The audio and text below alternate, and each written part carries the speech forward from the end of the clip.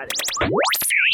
Lo que nos pasó, lo que no evaluamos para que hoy vivamos esta realidad. Las luchas, los triunfos, las conquistas para las mayorías, los héroes, las indispensables, pero también aquellos nefastos y vendepatria. La historia nuestra. En Atardeceres. Una vez más vamos a recorrer un retazo de nuestra historia. Lo tenemos al profesor Diego Lionel Gómez. Buenas tardes, Diego, ¿cómo estás? Hola, Víctor, ¿cómo estás? Bien, qué bien. Aquí estamos de nuevo. Bien, se te escucha bárbaro, ¿eh? Se te escucha bárbaro. Buenísimo, me alegro mucho. Vamos a recorrer, tenemos esta semana Güemes, Martín Miguel de Güemes, años, tenemos el bicentenario. domingo Belgrano, pero vamos a meternos con los 66 años de un hecho impresionante, Diego, que tiene que ver con el bombardeo a la Plaza de Mayo. Yo no lo puedo creer todavía, ¿eh?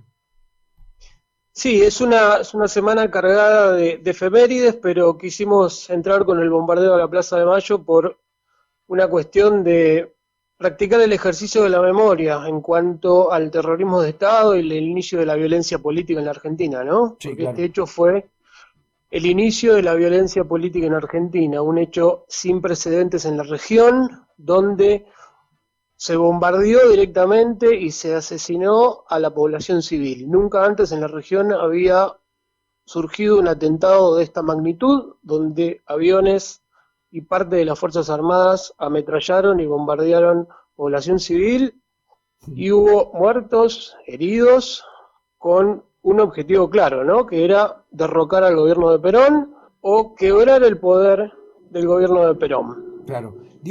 Diego, son Sí. muy impresionantes las fotos que hay de la época y también una de las fotos, y creo que hay digitalización de eso, de imágenes y de fotos, se digitalizaron, pero la Sí. foto sobre la Casa Rosada, el bombardeo sobre la Casa Rosada es impresionante.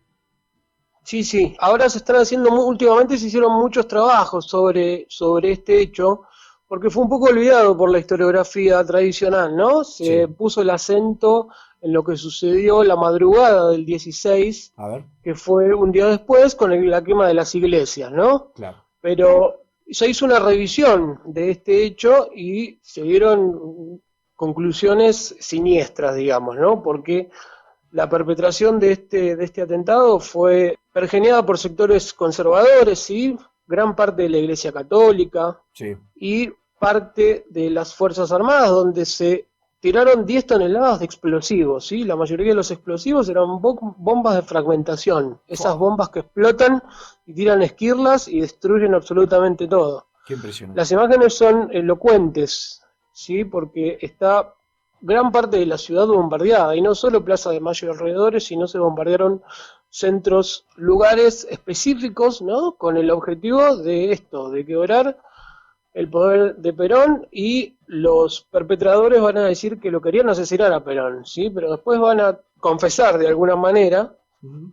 que el objetivo realmente era destruir la Casa de Gobierno, ¿sí? Como símbolo de poder, Claro. y crear un clima de caos, un clima de agitación pública, ¿sí? Para implantar el terror. Ujú. Esa palabra va a tener mucho en nuestra historia, ¿no? Sí, El terror. El sí. terrorismo de Estado se inicia acá. Por eso el inicio de esta violencia política sin precedentes. No logran en ese momento derrocar a Perón e instalar una dictadura, ¿no? No, esto lo van a lograr 3 meses después, pero Sí. sí este hecho del bombardeo específicamente, el 16 de junio del 55, fue un antes y un después, no solo para Perón, sino lo que significaba Perón en ese momento. Claro, claro. La pérdida de apoyos que tuvo Perón en esos meses fue terrible, ¿sí? Renunciaron un montón de funcionarios, se quedó sin apoyo político y militar, básicamente. Y Sí. 3 meses después, en septiembre, van a perpetrar el golpe que todos conocemos como la Revolución Libertadora. Sí, sí. Qué increíble, digo yo. ¿Cuántas personas murieron en ese bombardeo? Y ¿Cuántas hubo, personas civiles, no? sí, hubo aproximadamente 400 muertos, ¿sí? Y mil heridos, dicen las La crónicas, y hay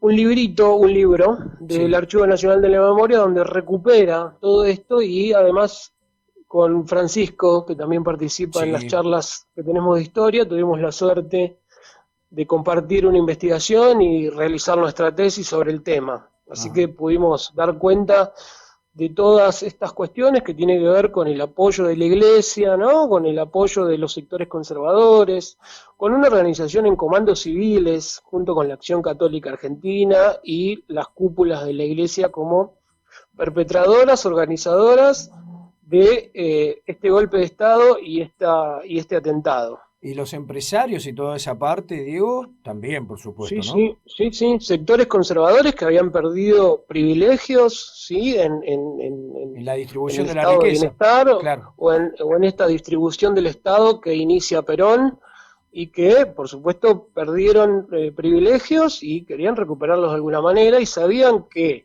a través de las elecciones no podían recuperar el poder y no podían recuperar el gobierno.